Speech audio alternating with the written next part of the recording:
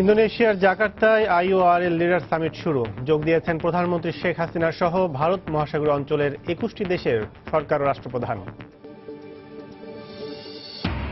Gas সংযোগ না থাকায় বন্ধ কেরানীগঞ্জের ঢাকা শিল্পনগরীর 1/3 কারখানা। কাজে আসছে না, উৎপাদন সক্ষমতা 30%।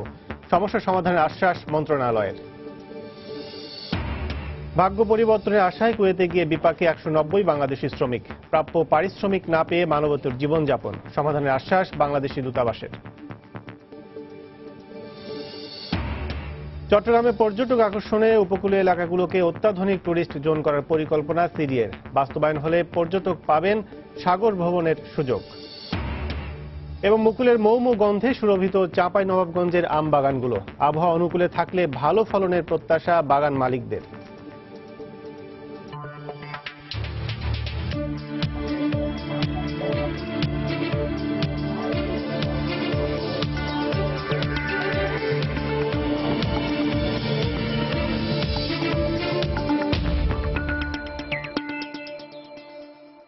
দেখছিলেন শিরোনাম। আমন্ত্রণ জানাচ্ছি দেশ ও দেশের বাইরের অর্থ বাণিজ্য নানা খবর নিয়ে আমাদের নিয়মিত আয়োজন এ সময় বাণিজ্যে। আর আপনাদের সঙ্গে আছি আমি কাজল আব্দুল্লাহ।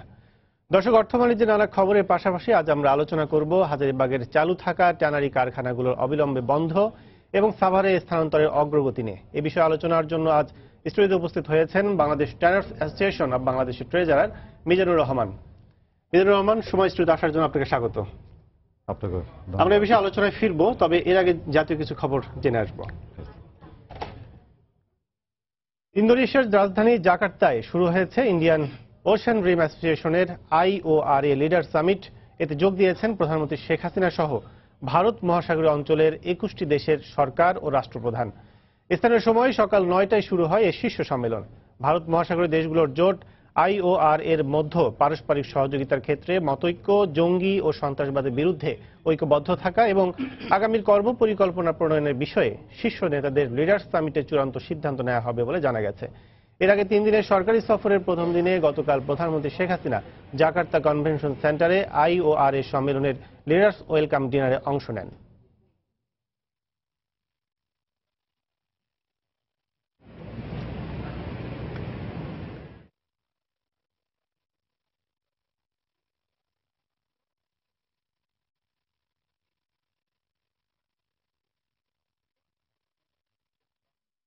রাজধানীর হাজারীবাগে চালু থাকা ট্যানারি কারখানা অবিলম্বে বন্ধে প্রয়োজনীয় ব্যবস্থা নেওয়ার নির্দেশ দিয়েছেন উচ্চ আদালত। একই সঙ্গে কারখানাগুলোর পানি, বিদ্যুৎ সংযোগ বন্ধ করার আদেশ দিয়েছেন আদালত।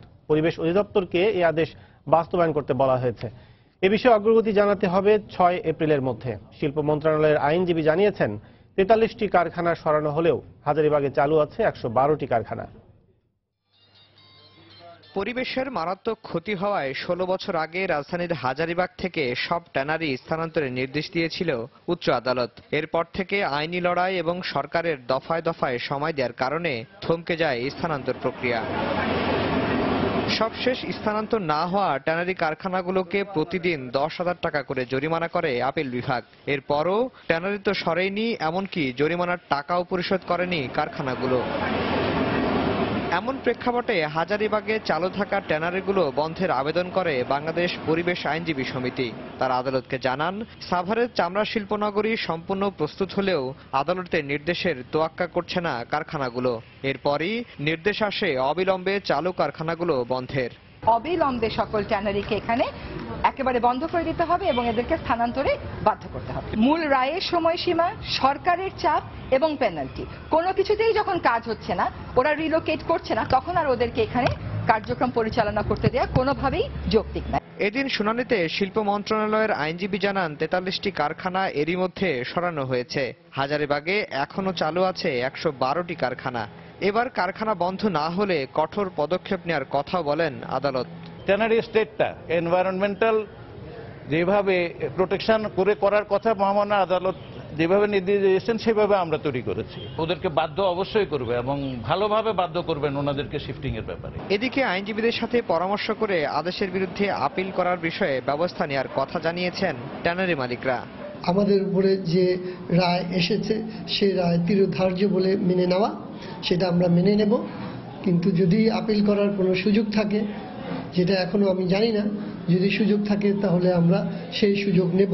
উচ্চ আদালতের এই আদেশ বাস্তবায়নে নির্দেশ দেওয়া হয়েছে পরিবেশ অধিদপ্তরকে। একই সঙ্গে আগামী 6 এপ্রিলের মধ্যে ট্যানারি বন্ধের অগ্রগতিও জানাতে বলেছেন আদালত।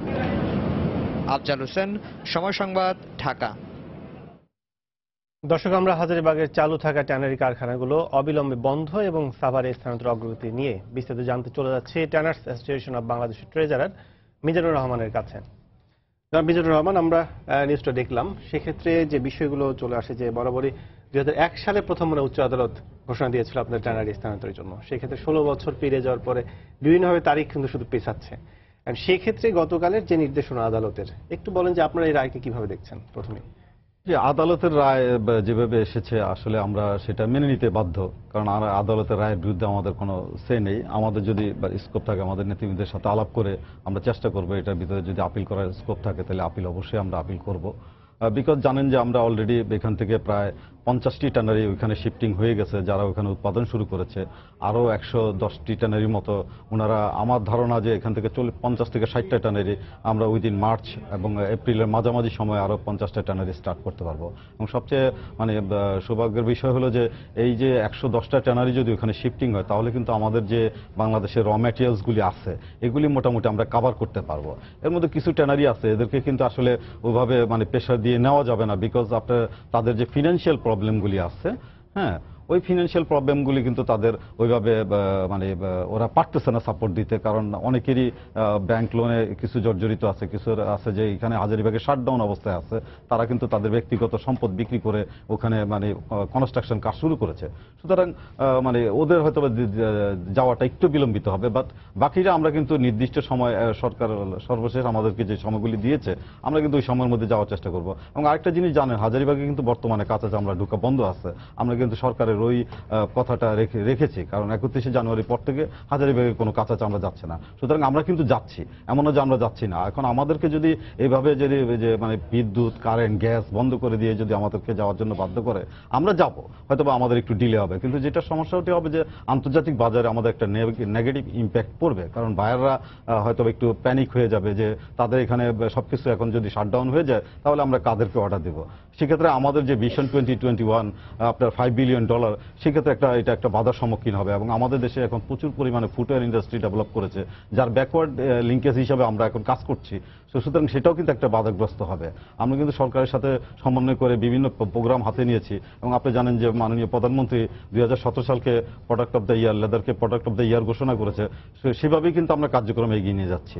সুতরাং আমরা কিন্তু যাচ্ছি পজিটিভলি, এবং আমরা জানেন যে ওখানে প্রায় 2000 কোটি টাকার মতো অলরেডি 2 থেকে 2500 কোটি টাকা আমরা ইনভেস্ট করে ফেলেছি, এবং আরো 5000 কোটি টাকার মতো ইনভেস্ট আমাদের প্রয়োজন। সেক্ষেত্রে আমাদের যে সমস্যাটা সেগুলি কিন্তু আমরা সরকারের কাছে বারবার আবেদন করছি, যেমন যে আমাদের জমি রেজিস্ট্রেশন যে ব্যাপারটা আছে, বেসিক আমাদেরকে আজ পর্যন্ত জমি রেজিস্ট্রেশনটা দেওয়া হয়নি, সেটাও কিন্তু আজকে 16 বছর হয়ে গেছে যদি প্রথম থেকে ধরেন।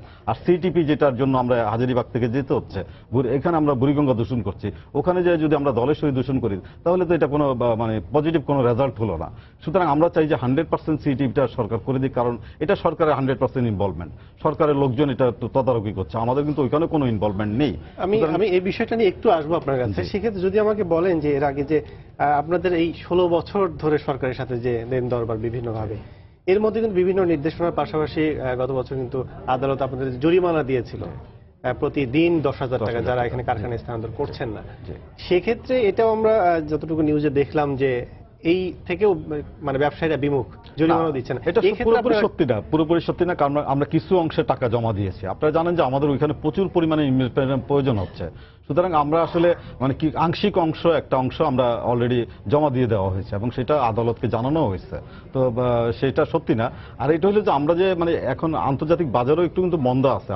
আমাদের যে গত বছরের চেয়ে এই বছরে এক্সপোর্ট সেটা কিন্তু একটু কম হয়েছে, ইপিবি রিপোর্ট অনুযায়ী তাই আসছে। সুতরাং আমাদের আন্তর্জাতিক বাজারও একটু চাহিদা কম থাকাতে আমরা কিন্তু টাকাটা ওইভাবে বের করতে পারছি না, প্লাস আমাদের ওখানে যাওয়ার একটা চাপ আছে। সুতরাং ওইখানেও আমাদের ইনভেস্টমেন্ট করতে হচ্ছে। আলটিমেটলি আমরা কিন্তু একটা অর্থনৈতিক একটা সংকটের ভিতর দিয়ে যাচ্ছে। আমরা বারবার সরকারের কাছে আবেদন করেছি যে আমাদেরকে স্বল্প সুদে দীর্ঘমেয়াদী যদি একটা লোনের ব্যবস্থা করা হয়, গ্রিন ফাইন্যান্সিং এর যদি ব্যবস্থা করা যেত, তাহলে কিন্তু আমরা অনেক উপকৃত হতাম। সেক্ষেত্রে আমাদের জমি রেজিস্ট্রেশনটা বাধ্যতামূলক, কারণ হাজারীবাগের ম্যাক্সিমাম ট্যানারিগুলি কিন্তু তাদের এখানকার ল্যান্ডটা মর্টগেজ দিয়ে ব্যাংক থেকে অলরেডি ঋণ নিয়ে নিয়েছে। সুতরাং ওই জমিটা যদি আমরা পেতাম তাহলে তাহলে ওইটাকে মর্টগেজ থেকে আমরা কিন্তু লোন পেলে আমরা অনেক দ্রুত আরো দ্রুততার সহিত চলে যেতে পারতাম। এই ব্যাপারগুলি আসলে দেখতে হবে। সেক্ষেত্রে এই যে জমি রেজিস্ট্রেশন করা, ব্যাংক ঋণ, আমি প্রথমে জিজ্ঞেস করবো জমি রেজিস্ট্রেশনে কি আপনারা ভুক্তভোগী হচ্ছেন, কি সমস্যা? সমস্যা হচ্ছে যে এখানে যেটা হলো যে আমাদেরকে সরকার একটা মানে ইয়ে হয়েছে যে মানে এইখানে যে ভ্যালুয়েশনটা ধরা হয়েছে, সিটিভির যে মূল্যটা ধরা হয়েছে, এখানে 20% আমাদের কন্ট্রিবিউশন থাকবে এরকম একটা কথা বলা হয়েছে। বাট পরবর্তীতে মন্ত্রী মহোদয় এবং সচিব মহোদয়রাও এটা এগ্রি করছেন না, এটা যেহেতু সরকার করে দিচ্ছে সুতরাং ওই টাকাটা আপনারা দেবেন না। সেই মর্মে শিল্প মন্ত্রণালয় একটা ফাইল আজ থেকে 4 মাস আগে অর্থ মন্ত্রণালয় প্রেরণ করছে যে এটার ব্যাখ্যা দেওয়ার জন্য, ওনাদেরকে এই টাকাটা থেকে মুক্ত করার জন্য। এবং আপনি জানেন রিসেন্টলি আমরা যে সাংবাদিক সম্মেলনটা করেছিলাম সেখানে কিন্তু আমাদের মাননীয় মন্ত্রী তোফায়েল সাহেব কিন্তু বলেছেন যে ওনাদেরকে এই টাকাটা দিতে হবে না, ওনারা অলরেডি ক্ষতিগ্রস্ত ওখানে যাওয়ার জন্য। সুতরাং এই যে ব্যাখ্যাটা এটা কিন্তু অর্থ মন্ত্রণালয়তে এখন দেওয়া হচ্ছে না, যার কারণে আমাদের এখনো জমি রেজিস্ট্রেশন দেওয়া হচ্ছে না জমির মূল্য নির্ধারণের কারণে। এটা হলো আমাদের মানে মেইনলি সমস্যা। যদি এটা আমরা পেয়ে যাই, ব্যাখ্যাটা যদি দ্রুত চলে আসতো, তাহলে শিল্প মন্ত্রণালয় আমাদের মানে জমি রেজিস্ট্রেশনটা বুঝিয়ে দিতে পারত। দর্শক, এই মুহূর্তে রাজধানীর হাজারীবাগ এলাকায় রয়েছেন সহকর্মী জুবায়ের ফয়সাল। আদালতের নির্দেশের পর সেখানকার সবশেষ অবস্থা জানতে সরাসরি চলে যাচ্ছে তার কাছে। জুবায়ের।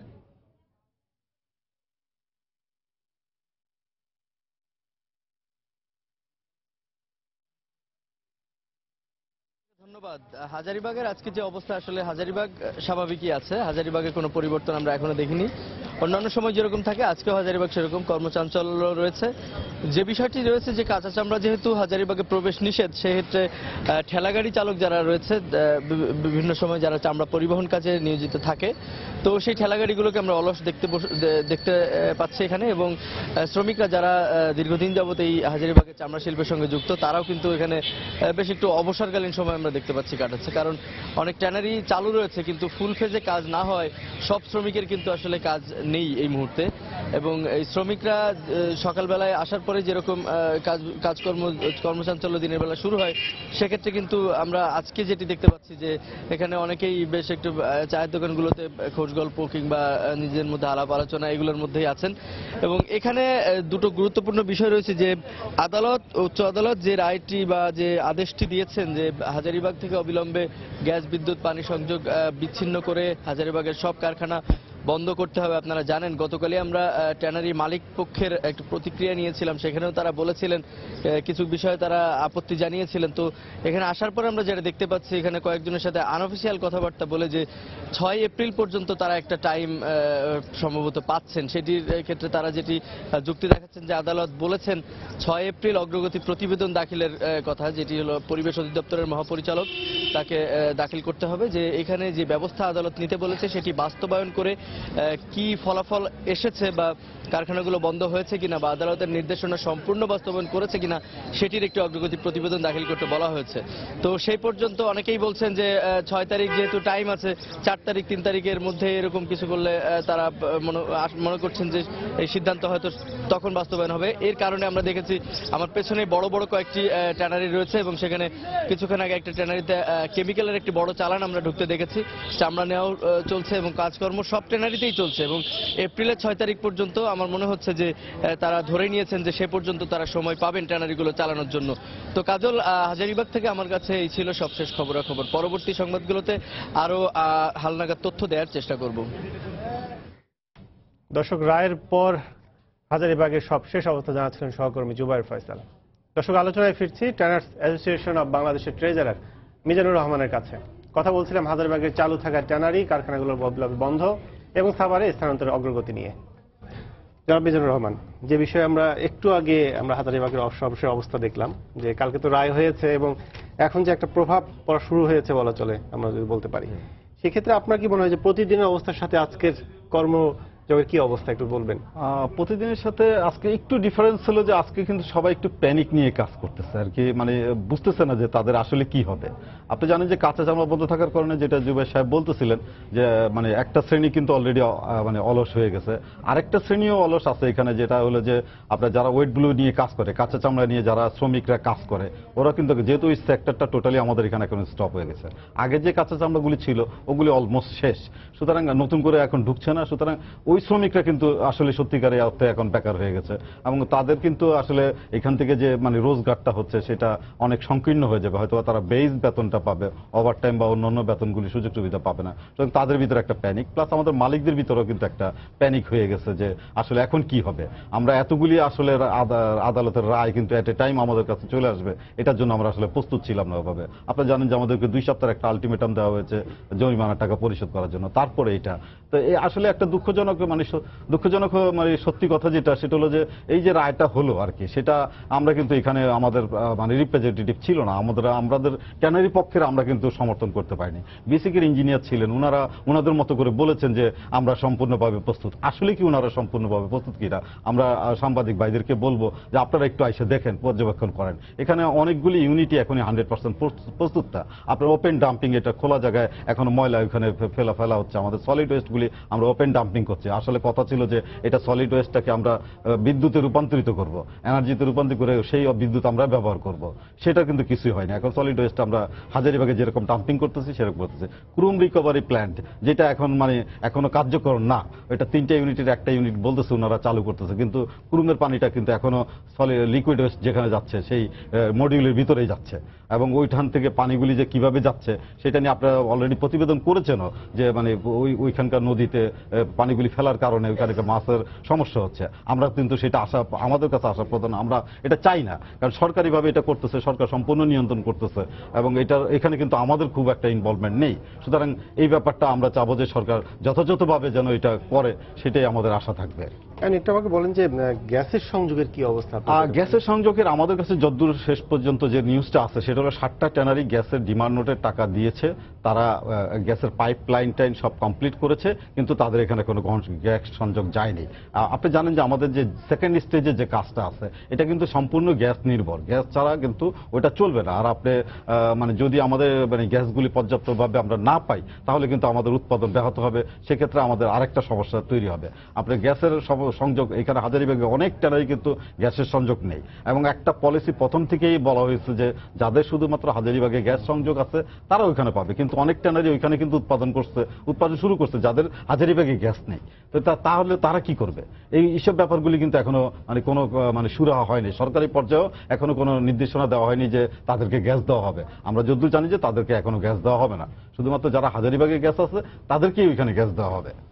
সেক্ষেত্রে সর্বশেষ আপনাকে একটু জানতে চাই, সেটা হচ্ছে যে হাজারিবাগে যে জন্য পরিবেশ দূষণের কারণে এটা স্থানান্তর করা হচ্ছে আমাদের, সেক্ষেত্রে পাশেই আবার যদি বলেন ধলেশ্বরী নদী, এই নদীর সাথে ট্যানারির সংযোগ কিংবা পাশে হওয়ার কারণে নদীর কি প্রভাব পড়বে বলে আপনারা মনে করেন? আর যদি আমাদের সিটিপিটা ফেল করে বা সিটিপি যদি 100% রেডি না হয়, এখানে যদি যথাযথভাবে ব্যবস্থা না করা হয়, তাহলে এটা কিন্তু সেম বুড়িগঙ্গা হয়ে যাবে, এতে কোনো সন্দেহ নাই। কারণ অলরেডি কিছু প্রতিবেদনও আসছে যে এখানে অক্সিজেনের লেভেল কমে যাচ্ছে পানিতে। তো সুতরাং আমরা সেটা কিন্তু কোনোভাবেই আশা করি না। আমাদের বক্তব্য হলো যে আপনারা মানে দেশবাসী আমাদেরকে হয়তো বা অনেক বছর সহ্য করছেন, আর 6টা মাস যদি সহ্য করেন তাহলে আমার মনে হয় যে খুব একটা বেশি কিছু হবে না, বাট ধলেশ্বরী নদীটা বেঁচে যাবে। আমার মনে হয় যে এই জিনিসটা আমরা বারবারই সরকারের কাছে আবেদন করতেছি যে আমাদের লোক রিসেন্টলি আমরা কিন্তু আমাদের সহোদ্যোগী হয়ে আমাদের টেকনিশিয়ান আমরা সিটিপিতে নিয়োগ দিয়েছি, আমাদের মানে সব তত্ত্বাবধানে। সরকারিভাবে কিন্তু কোনো কিছু করা হয়নি। সরকারিভাবে যে বিশেষজ্ঞ নিয়োগ দেওয়া হয়েছে বুয়েটের, তারা কিন্তু শুধু সিভিল কাজের জন্য, এখানে কিন্তু মেকানিক্যাল কাজ আছে, এখানে কেমিক্যালের কাজ আছে, এইসব ব্যাপারগুলি দেখার জন্য কিন্তু বিশেষজ্ঞ প্রয়োজন। এত বড় সিটিপি সাউথ ইস্ট এশিয়ায় নেই। একটু আমাকে বলেন সবশেষ, সময় খুব কম, সেক্ষেত্রে আপনি রায় যে হলো এর পরিপ্রেক্ষিতে আপনারা কি সময় নেওয়ার জন্য কি কোনো আপিল করবেন কিনা, এরকম কোনো সিদ্ধান্ত আছে কিনা? সময় নেওয়ার জন্য আসলে যে রায়টা হয়েছে আমরা ডেফিনেটলি এটার ভিতরে আমাদের নেতৃবৃন্দের সাথে আলাপ করে আমরা আপিল করব। আপিল করে আমরা মানে আইনগতভাবে লড়াই আমরা যদি যতটুকু পারি ততটুকু করার চেষ্টা করব। ধন্যবাদ মিজানুর রহমান সময় স্রোতে এসে সময় দেওয়ার জন্য। সেক্ষেত্রে আমরা পরবর্তীতে আবার আলোচনায় ফিরবো। এখানে আজ শেষ করছি। ধন্যবাদ। দর্শক, আলোচনা করছিলাম হাজারিবাগের কারখানা এবং স্থানান্তর নিয়ে এবং বন্ধ ঘোষণা সব মিলে রায়ের পরিপ্রেক্ষিতে আজকে আমাদের এখানে সময় দিয়েছেন ট্যানার্স অ্যাসোসিয়েশনের ট্রেজারার মোহাম্মদ মিজানুর রহমান। চলে যাচ্ছে পরের সংবাদে। গ্যাস বিদ্যুতের অভাবে উৎপাদন সক্ষমতা 30% কাজে লাগানো যাচ্ছে না কেরানীগঞ্জের ঢাকা শিল্পনগরীর। গ্যাস সংযোগ না থাকায় 1 দশকের পুরনো এই শিল্পাঞ্চলের প্রায় 1/3 শিল্প ইউনিট পুরোপুরি বন্ধ রয়েছে। বিসিকের শিল্পনগরীতে আছে নিরাপত্তার সমস্যাও। ব্যবসায়ী উদ্যোক্তারা বলছেন গ্যাস সংযোগ পেলেই উৎপাদনে নতুন উদ্যম পেতে পারে এই শিল্পাঞ্চল। কেরানীগঞ্জ ঘুরে এসে বিস্তারিত জানাচ্ছেন কামরুল হাসান সবুজ। ঢাকা শিল্পনগরী। ক্ষুদ্র ও মাঝারি উদ্যোক্তাদের বিশেষ সুবিধা দিতে 2007 সালে 25 একর জমিতে গড়ে তোলা হয় এই শিল্পাঞ্চল। রাজধানীর অদূরে কেরানীগঞ্জের এই বিসিক শিল্পনগরীতে 165টি প্লট বরাদ্দ দেওয়া হয় 125টি শিল্প ইউনিটকে। বর্তমানে এখানকার কারখানাগুলোতে উৎপাদিত কীটনাশক, চামড়াজাত ও পোশাক খাতের দরকারি পণ্য অভ্যন্তরীণ চাহিদা মিটিয়ে রপ্তানিও হচ্ছে। এখানে গার্মেন্টস আছে, লাইট ইঞ্জিনিয়ারিং আছে, লেদার ফ্যাক্টরি আছে।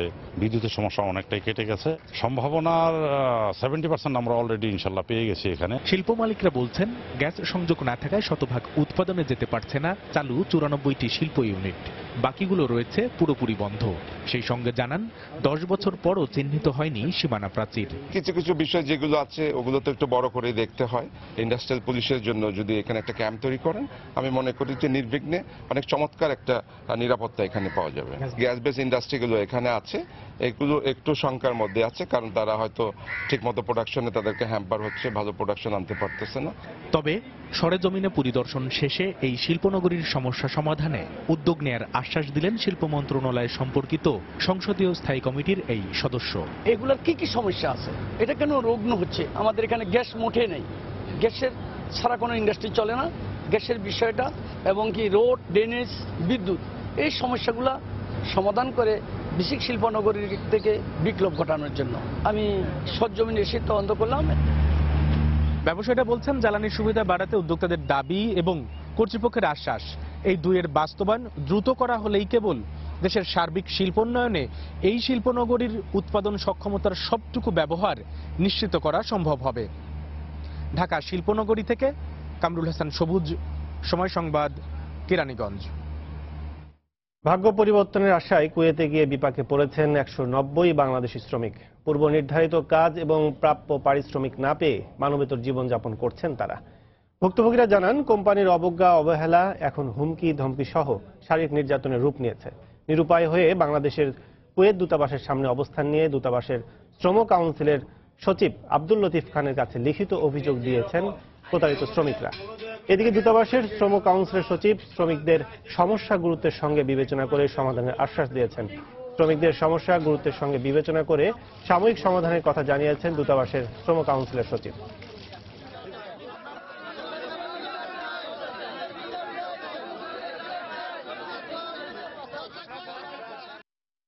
বাংলাদেশ থেকে বধুর মাধ্যমে গুডলিং ইন্টারন্যাশনাল ট্রাভেলস থেকে তা আমরা 8.5 লাখ টাকা দিয়ে আসছি। ওই ট্রাভেলস থেকে আমাদেরকে বলা ছিল যে আলশাল গারবি কোম্পানিতে আমরা ক্লিন হিসাবে আসছি। তো এখানে আমরা ক্লিনে পোস্ট অফিসেও ডিউটি পাই নাই ক্লিনার, এখন আমাদেরকে বিভিন্ন জায়গায় বিক্রি করতেছে।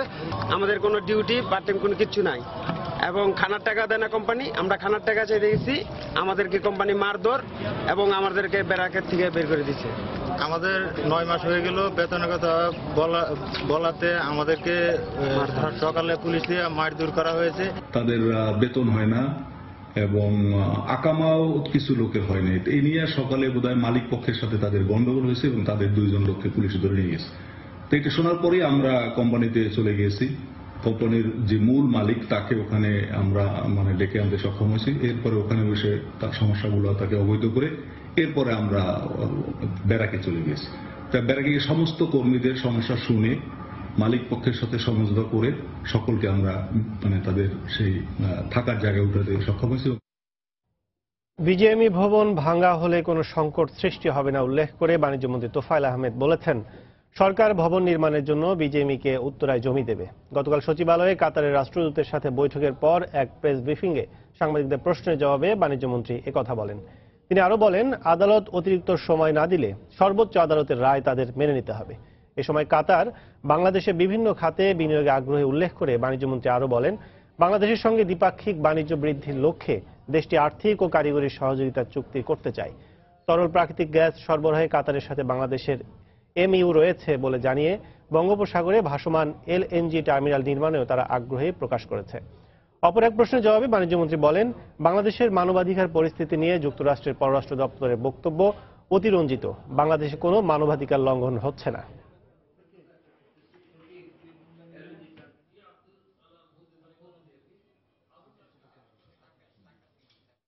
অলরেডি তারা আবেদন করেছেন যে উত্তরায় কোন একটা জায়গায় আমরা তাদেরকে জমি দেব এবং তারা 2-3 বছরের মধ্যে বিজেপি ভবন তৈরি করবে। সব জায়গায় তো অফিসটা চলে গেলেই যে বিজিএম এর কার্যকলাপ বন্ধ হয়ে যাবে তা না। তারা যদি কিছু সময় পায় ভালো, যদি না পায় তা বাধ্য হয়ে তাদের যেতে হবে, কারণ সর্বোচ্চ আদালতের রাস্তা আমাদের সকলকেই গ্রহণ করতে হবে। সুতরাং আমি মনে করি না যে এতে আমাদের শ্রমঘন যে শিল্প তার কোনো ক্ষতি হবে। দেশে বিনিয়োগের বড় একটি অংশ পুঁজি বাজার থেকে আসা উচিত বলে মন্তব্য করেছেন অর্থমন্ত্রী আবুল মাল আব্দুল মুহিত। গতকাল রাজধানীর একটি হোটেলে বাংলাদেশ মার্চেন্ট ব্যাংকার্স অ্যাসোসিয়েশন আয়োজিত এক অনুষ্ঠানে একথা বলেন তিনি। আমরা যখন এই দেশটা শুরু করি তখন আমাদের বাজেটের সারাটি বৈদেশিক সহায়তায় পেত। 19 বছর পরে অ্যাকচুয়ালি পরিবর্তন শুরু হয় এবং সেই পরিবর্তনটি এত দ্রুত গতিতে আমাদের দেশে হয়েছে যে আমরা এখন চিন্তা করছি যে আমাদের যে বিনিয়োগ যেটা হবে সেই বিনিয়োগের একটা বৃহৎ অংশ আসা উচিত বিনিয়োগ মার্কেট থেকে।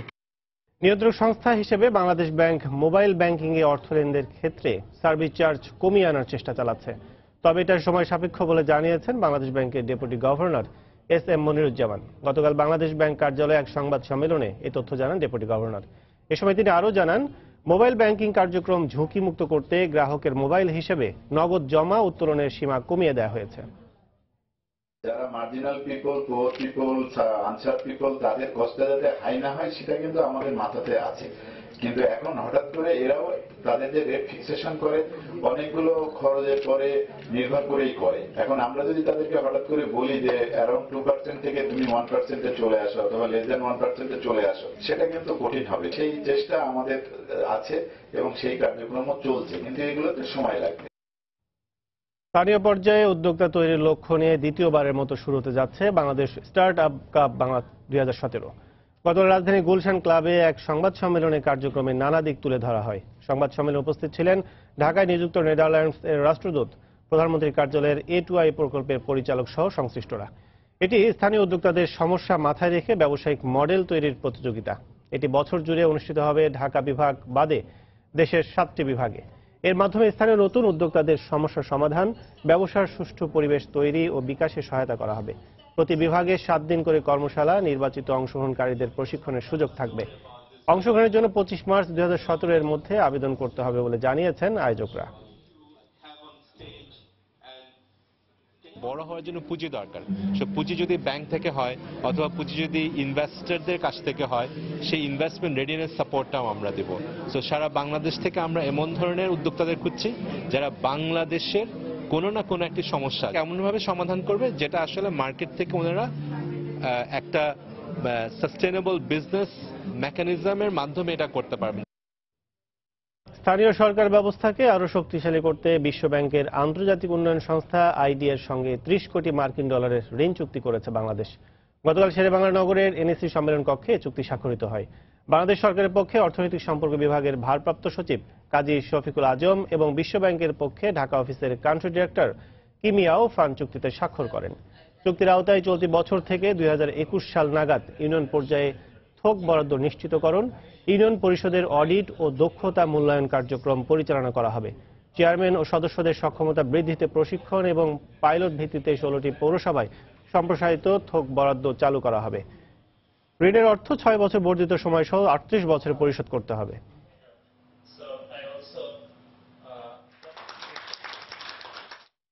নানা আয়োজনে পালিত হলো প্রথম জাতীয় পাট দিবস। এ উপলক্ষে গতকাল জাতীয় প্রেস ক্লাবে 15 ফুট দৈর্ঘ্য ও 4 ফুট প্রস্থের একটি পাটের ব্যাগ প্রদর্শন করা হয়, যেটিকে বিশ্বের সর্ববৃহৎ পাটের ব্যাগ বলে দাবি করেছে পাট পণ্য প্রস্তুত ও বিপণনকারীদের জাতীয় সংগঠন ন্যাশনাল জুট SMEs আমব্রেলা। এ সময় পাট পণ্যের ব্যবহার বাড়াতে জনসচেতনতা তৈরির লক্ষ্যে এ ব্যাগে গণস্বাক্ষর সংগ্রহ করা হয়। পরে পাটের বৈচিত্র্যময় প্লাগার্ড, ফেস্টুন সহ বিভিন্ন রকম পাট পণ্য নিয়ে একটি শোভাযাত্রা বের হয়।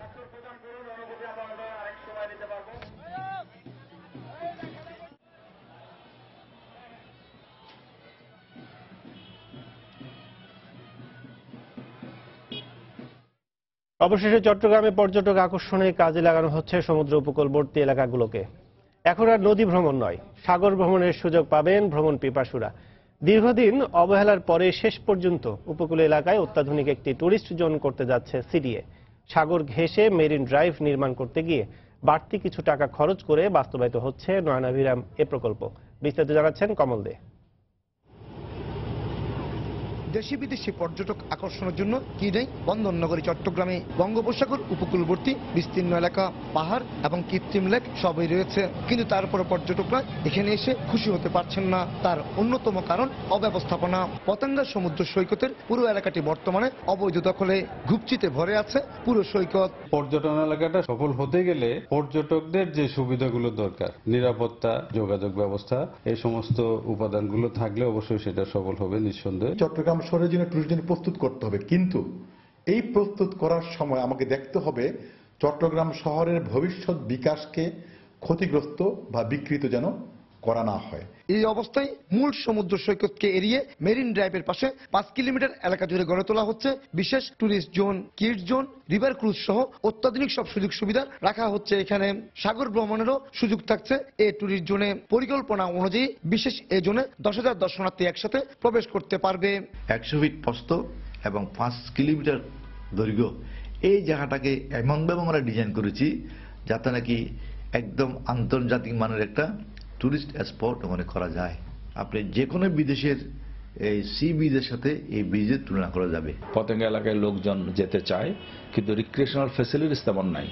এখন যদি এইসব খালি জায়গার মধ্যে রিক্রিয়েশনাল ফ্যাসিলিটিসগুলো যদি ক্রিয়েট করা হয়, তাহলে এটা চট্টগ্রামবাসীর জন্য অনেক ভালো একটা কাজ হবে। প্রস্তাবিত পরিকল্পনা অনুযায়ী নগরীর পতেঙ্গা থেকে শুরু হওয়া আউটার রিং রোড বা মেরিন ড্রাইভটি শেষ হবে জেলার মিরেশ্বরাইয়ে, আর এই সড়কের নগরীর অংশে থাকবে বিশেষ এ ট্যুরিস্ট জোন। কমল দে, সময় সংবাদ, চট্টগ্রাম। মুকুলের মৌ মৌ গন্ধে সুরভিত হয়ে উঠেছে আমের রাজধানী চাঁপাইনবাবগঞ্জের বাগানগুলো। ফাগুনের সোনালী অলংকারে প্রকৃতি নিজেকে সাজিয়ে তুলেছে নতুন রূপে।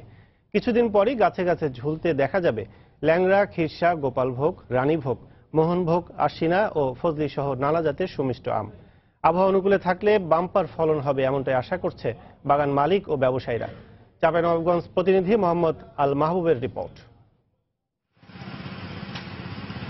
যেদিকে চোখ যায় সারি সারি আম গাছে শুধু মুকুল আর মুকুল। চাঁপাইনবাবগঞ্জ সদর, শিবগঞ্জ ও গমস্তাপুর সহ জেলার 5 উপজেলার প্রায় প্রতিটি বাগান যেন আলোকিত উজ্জ্বল সোনালী আলোয়। ছোট বড় অধিকাংশ গাছই মুকুলে মুকুলে ছেয়ে গেছে। প্রথম দিকে মুকুল কিছুটা কম আসলেও পরে 2 দফায় বেশ ভালো মুকুল ফুটেছে বলে জানান বাগান মালিকরা। আর আবহাওয়া ভালো থাকলে ফলনও বেশ ভালো হবে এমন আশা তাদের। আমার 50,000 গাছ আছে, মিনিমাম 130 মন মতন আম আমি পাবো এর আশা করছি। আবহাওয়া অনুকূলে থাকলে ইনশাআল্লাহ এবছর আমরা ভালো ফল পাবো। চারিদিকে এত মুকুলের ছড়াছড়িতে বেশ খুশি জেলার আম চাষিরা। আর ভালো ফলনের আশায় বাগান পরিচর্যায় কোনো ক্লান্তি নেই কৃষকের। আমরা এখন গাছে পানি দিচ্ছি এই উদ্দেশ্য যে ছোট মুকুলটা জেনে বড় হয়, জেনে মুকুলটা না শুকিয়ে যায়। পানি দিচ্ছি, বীজ দিচ্ছি, আপনার সেবা যত্ন করছি। পরাগায়নের সময় হওয়ায় গুটি আসার আগ পর্যন্ত যে কোনো ধরনের স্প্রে করা থেকে বিরত থাকার পরামর্শ বিশেষজ্ঞদের। স্প্রে তখনই করবেন যখন ফুল ফোটা সম্পূর্ণ শেষ হয়ে যাবে এবং গুটি চলে আসবে, মটর দানার মতো হবে, তখন আপনি গাছে একটা কীটনাশক এবং ছত্রাকনাশক একত্রে নির্দিষ্ট মাত্রায় মিশিয়ে স্প্রে করবেন। কৃষি বিভাগের তথ্য অনুযায়ী এবছর মুকুলের পরিমাণ 90 ভাগ ছাড়িয়ে গেছে। জেলায় এবার আম বাগানের পরিমাণ 1700 হেক্টর বেড়ে 26,000 হেক্টরে দাঁড়িয়েছে। গত বছর জেলায় আম উৎপাদন হয়েছিল 2,40,000 মেট্রিক টন। মোহাম্মদ আল মাহবুব, সময় সংবাদ, চাঁপাইনবাবগঞ্জ। দেশে প্রথমবারের মতো নিউট্রিশন অলিম্পিয়াড 2017 আয়োজন করতে যাচ্ছে Bangladesh institute of ICT in development. এই উদ্যোগে সহায়তা করবে ইউএসএইড। যৌথভাবে প্রোগ্রামের আয়োজন করবে কৃষি মন্ত্রণালয়, department of agriculture extension, ICT division, ডাক, টেলিযোগাযোগ ও তথ্য প্রযুক্তি বিষয়ক মন্ত্রণালয়, বেসিস সহ আরো কয়েকটি প্রতিষ্ঠান। এ উপলক্ষে রাজধানীর খামারবাড়ির কৃষিবিদ ইনস্টিটিউশনে এক সংবাদ সম্মেলনের আয়োজন করা হয়। এতে বিশেষ অতিথি হিসেবে উপস্থিত ছিলেন ইউএসএইড, ব্র্যাক, বিআইআইডির কর্মকর্তারা।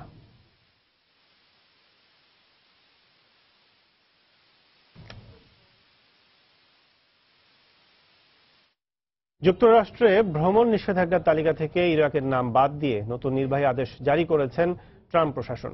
এতে অন্য 6টি মুসলিম অধ্যুষিত রাষ্ট্রের ওপর 90 দিনের নিষেধাজ্ঞা বহাল রাখা হয়েছে। ওই 6টি দেশ হল Iran, Syria, Libya, Yemen, Somalia ও সুদান। সোমবার এই নির্বাহী আদেশে সই করেন ট্রাম্প।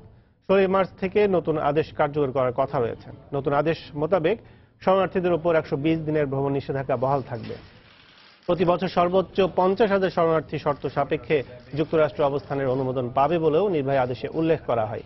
ট্রাম্পের 7 দেশের উপর ভ্রমণ নিষেধাজ্ঞা সংক্রান্ত নির্বাহী আদেশে আদালত স্থগিতাদেশ দেয়। নতুন করে এই সংশোধিত নির্বাহী আদেশ জারি করা হয়েছে বলে জানায় হোয়াইট হাউস। তবে বৈধ ভিসা থাকলে এবং ইতিমধ্যে যেসব শরণার্থী পররাষ্ট্র মন্ত্রণালয়ের অনুমোদন পেয়েছে তাদের প্রবেশে কোনো বাধা থাকবে না। Next, a federal government employee hiring freeze. Except for the military. Except for the military. Except for the military. বিশ্বব্যাপী নারী ও পুরুষ শ্রমিকের মজুরি বৈষম্য কমাতে কিংবা স্থিতিশীল পর্যায়ে আনতে আরও 170 বছর লাগবে বলে মনে করছে দাতব্য গবেষণা প্রতিষ্ঠান অক্সফাম। অক্সফামের বিশ্বে দারিদ্র্য বিমোচন নিয়ে করা গবেষণা বলছে নারী শ্রমিকরা মজুরির ক্ষেত্রে সবসময় বঞ্চিত এবং পুরুষদের চেয়ে পিছিয়ে।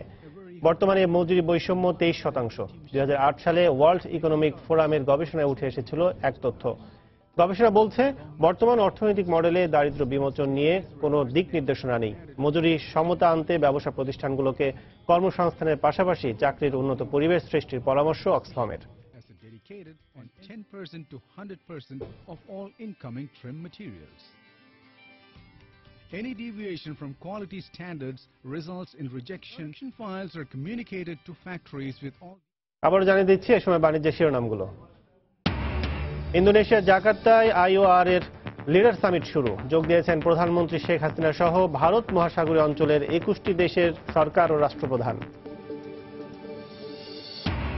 গ্যাস সংকট না থাকায় বন্ধ কেরানীগঞ্জের ঢাকা শিল্পনগরী 1/3 কারখানা। কাজে আসছে না উৎপাদন সক্ষমতা 30%। সমস্যা সমাধানের আশ্বাস মন্ত্রণালয়ের। ভাগ্য পরিবর্তনের আশায় কুয়েতে গিয়ে বিপাকে 190 বাংলাদেশি শ্রমিক। প্রাপ্য পারিশ্রমিক না পেয়ে মানবেতর জীবনযাপন। সমাধানের আশ্বাস বাংলাদেশি দূতাবাসের। চট্টগ্রামে পর্যটক আকর্ষণে উপকূলীয় এলাকাগুলোকে অত্যাধুনিক টুরিস্ট জোন করার পরিকল্পনা সিডিএর। বাস্তবায়ন হলে পর্যটকরা পাবেন সাগর ভ্রমণের সুযোগ। এবং মুকুলের মৌ গন্ধে সুরভিত চাঁপাইনবাবগঞ্জের আম বাগানগুলো। আবহাওয়া অনুকূলে থাকলে ভালো ফলনের প্রত্যাশা বাগান মালিকদের।